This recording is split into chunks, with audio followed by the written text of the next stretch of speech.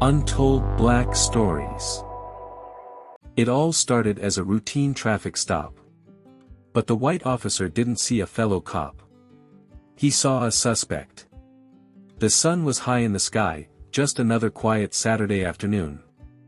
A young man behind the wheel of a sleek black Mercedes-Benz turned off the main road and cruised into a quiet, upscale neighborhood. His name was Jalen Carter. 26 years old, and just 2 years into his career as a police officer. But today, he wasn't working. It was his day off, and he was simply driving home after visiting a friend. Soft instrumental music played through the speakers. Jalen felt calm, relaxed, until red and blue lights flashed behind him. He glanced in the rearview mirror. A patrol Ford Explorer was closing in fast. Jalen clicked on his turn signal and pulled over. His heart beat a little faster, not out of guilt, but out of instinct. He didn't recall speeding, but these things didn't always go by the book. A white officer stepped up to the driver's side window. He looked to be in his 40s, square-jawed, sharp-eyed, with a name tag that read Bishop. "Good afternoon. Do you know why I stopped you?" His tone was flat, with no hint of warmth. "Not exactly, sir. Did I do something wrong?" Jalen asked, maintaining a calm tone. "You were speeding. Limit here's 25, you were doing nearly 40. "I'm sorry, sir. First time driving through here, I must have missed the sign." Officer Bishop's eyes scanned the interior, then Jalen himself, from his skin tone to the designer watch on his wrist, then to the car. "This your vehicle?" "It belongs to my father." "And what does your father do?" "He's a police captain." "I'm an officer too, just off duty today." Jalen paused. His badge. It was at home, tucked in his uniform, which he wasn't wearing. He'd changed before heading to his friend's place and left it behind. "I left my ID at home. But I am a cop, sir. My name's Jalen Carter. Westside Precinct." Officer Bishop's eyebrow arched. "No badge on you?" "No, sir. But if you call the..." "Step out of the vehicle." "Sir, I don't understand." "I said step out. Or I'll remove you myself."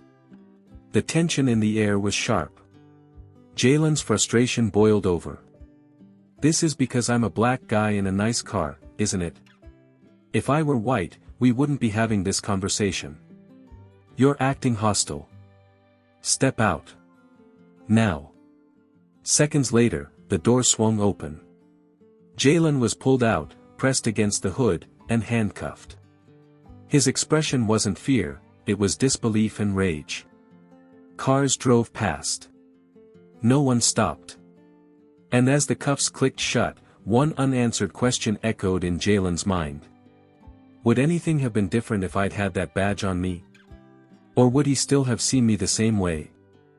Jalen sat in a hard plastic chair inside the precinct. The cuffs were off, but the faint red marks on his wrists remained. His navy jacket was wrinkled, his jaw clenched, and his eyes fixed ahead, holding in an anger that boiled just beneath the surface. Around him, officers passed by. Some glanced. A few smirked. No one asked questions. He didn't want to call his father.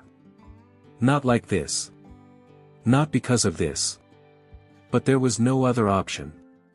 When the dispatcher handed him the phone, he dialed. "Dad. I got detained." "Yeah. Here, in Pinewood." "Officer Bishop." Silence on the other end. Then 2 words. "I'm coming." Captain Marcus Carter wasn't a man who showed emotion easily. With nearly 30 years in the force, he had seen almost everything. But as he stood in the hallway of a precinct that wasn't his, knowing his son was held there without a formal charge, something inside him burned cold. He walked in with quiet authority, uniform pressed, eyes sharp, posture unshaken. The kind of presence that made people step aside without a word. "Officer Bishop," he asked, spotting the white officer emerging from an interview room. That's me. And you are? Captain Carter. I'm here about my son, Jalen Carter. You detained him without ID, but didn't verify his name. Why? Bishop's jaw tightened. He was acting suspicious. Refused to exit the vehicle. Questioned my orders. If he's your son, he could use a little discipline. He's not a criminal to be slammed onto a hood. You didn't even run his name. His only crime was being black in a nice car, wasn't it? I followed protocol. He was speeding. Captain Carter paused. His eyes settled briefly on Bishop's badge. I'm requesting that this report not be filed. A mark like that could affect his future in the force. And you know that. And I'm telling you it will be filed. He needs to learn respect. Even if his dad's a captain. Captain Carter nodded slowly. I see. Thank you for your honesty. But his tone was no longer pleading. His expression cooled, turned calculating. He knew there'd be no reasoning with this man. This would not be handled through quiet conversation.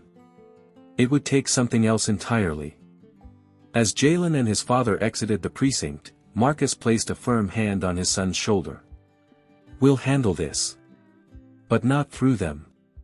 And just a few days later, when no one expected it, fate would hand them a moment to prove that justice can hit back harder than it was ever delivered. After the arrest, Jalen tried to fall back into routine. From the outside, nothing seemed different, same uniform, same streets, same shifts. But inside, something had shifted. He no longer felt protected by his badge. Around the station, a few fellow officers pulled him aside. Stay strong, brother. We heard what happened. We've got your back. The way you carried yourself, that was real strength. Those words helped, but they didn't heal. The sting ran deeper. One afternoon, Sergeant Lawson tapped lightly on his desk. Captain wants to see you. Office. Jalen stepped into the familiar space.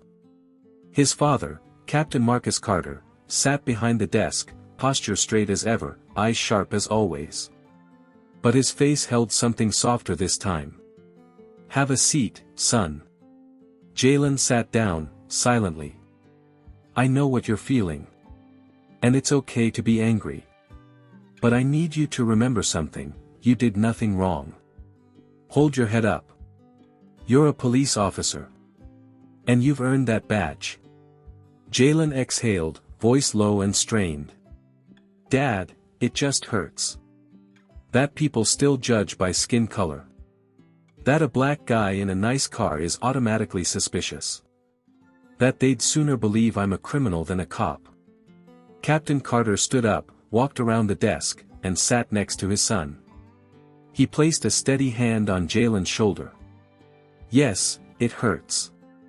It's real. But the only way to fight that, is not by shrinking. It's by rising above it. By being better. Always. Jalen didn't reply. But the silence between them felt lighter now, not so heavy with shame or fury.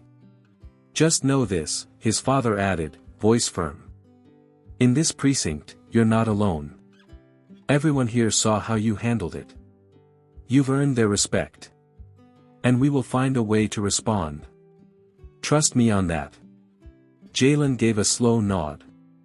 He didn't say much, but something in his eyes had changed. There was steadiness now. Purpose. He wasn't just doing a job. He was part of something bigger. And his story, it wasn't over. That opportunity to respond, would come sooner than either of them expected. It was nearing the end of the shift. The sun had already dipped below the horizon, casting long shadows across the city. The air buzzed with a calm tension, that strange stillness before the weekend chaos. Suddenly, a voice crackled through the radio, steady, but with a trace of caution. Dispatch, this is Unit 14. We've pulled over a white Acura on 6th Avenue. Strong scent of alcohol. Drivers slow to respond. We ran the plates, registered to Officer Greg Bishop. Just flagging it up the chain. A few seconds later, another voice broke in. Carter, you're near Cyprus, right? Thought you might want to see this for yourself. Jalen Carter sat up in his seat. His partner, Sergeant Eddie, looked over. Want to check it out? Jalen gave a short nod. Yeah. Let's go. Within minutes, they arrived on scene. The white Acura sat on the curb, headlights still on. Officers Davis and Miguel were already there, quietly observing. The usual scene, flashing lights, an elegant woman in the passenger seat, and a man behind the wheel with a confident, detached expression. Jalen approached slowly, scanning the situation, and there he was. Bishop. Jalen kept his voice even. Good evening. Do you know why you were stopped? Bishop turned and squinted under the flashlight beam. Recognition hit instantly. Carter. You've got to be kidding me. Please remain in the vehicle, sir. We're conducting a standard field check. The woman leaned forward with clear irritation. My husband's a police officer. He had one drink. This is unnecessary. Jalen didn't flinch. This is protocol. No exceptions. He gave Eddie a subtle signal. Eddie pulled out the breathalyzer. Sir, step out of the vehicle, please. Bishop hesitated, then sighed and opened the door. As he stood, he stared at Jalen with a mix of disbelief and annoyance. You're really going through with this? Is this your idea of payback? Jalen looked him in the eye. No. This is what should have happened the first time. By the book. He handed him the device. Bishop blew. The result blinked clearly on the screen, 0.11. Over the limit. Eddie nodded silently. Jalen's voice remained calm. Driving under the influence. You'll need to come with us, sir. Bishop didn't argue. He didn't even look up. For the first time, his badge offered no protection.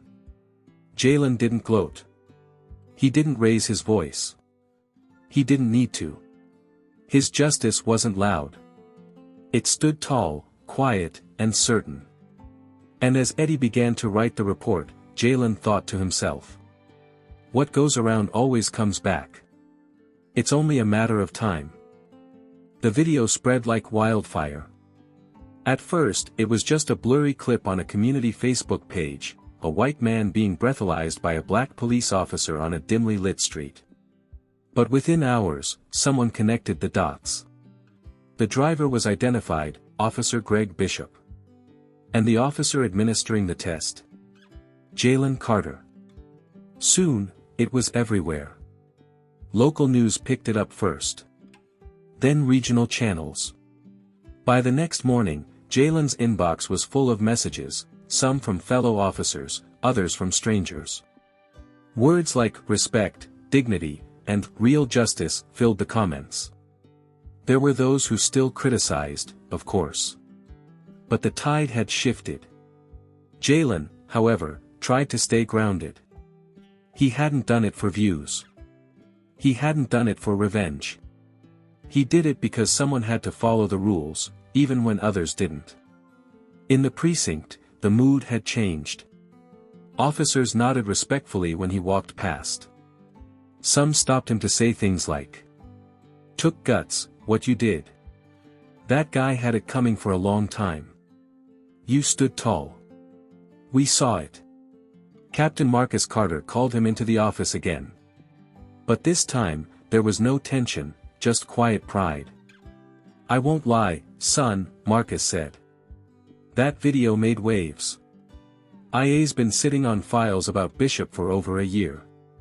Your stop gave them a reason to finally act." Jalen exhaled. "So, what now?" His father leaned forward. "Now, they want to meet you." "Who's they?" Marcus smiled faintly. "Internal affairs. And some folks higher up. People are tired of covering for bad cops. They want officers they can trust. Officers who do the job right, no matter who's on the other end of it. Jalen didn't say anything at first. He wasn't used to attention, or praise. He was used to earning respect the hard way, slowly, steadily, in silence. His father continued. They're talking about creating a new internal task force. One that monitors officer conduct across districts. Quietly. Effectively. They want someone like you on it. Jalen looked up. And you think I should do it? I think, Marcus paused. You've been fighting this system from the inside your whole life, even when they didn't see it. Maybe it's time they did see it.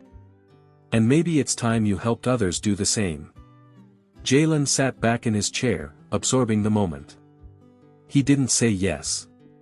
Not yet. But something had changed. He wasn't just reacting anymore. He was being invited into something larger, something that might finally shift the ground he'd been walking on all his life. And while the next step wasn't certain, one thing was. Bishop's arrest was just the spark. The real fire was only beginning. Weeks passed. The noise around the video faded, but the consequences kept unfolding. Officer Bishop was officially under investigation. He'd been placed on administrative leave, stripped of his badge and service weapon. To some, it may have seemed like a light price for years of bias. But for Jalen, it was a shift, however small, in a system that had long felt immovable. A crack in the concrete. One afternoon, there was a knock at the precinct office door. Jalen looked up. A man in plain clothes stood at the entrance, an internal affairs badge clipped to his belt. Officer Carter. Ready to talk about your future? A week later, Jalen stood outside a closed-door meeting room. Inside were representatives from IA, community review boards, and senior department leadership. No cameras. No headlines. Just people who made decisions behind the scenes. He stepped in, not as a symbol, not as a headline, but as a man with something to say. I don't want to be anyone's hero. And I'm not looking for revenge. But we can't expect the public to trust us if we don't start by holding each other accountable, in this uniform. If the system punishes those who speak up and protects those who violate, it's not a system. It's theater. His voice didn't rise. But the silence after was louder than any applause. When the meeting ended, some shook his hand, genuinely.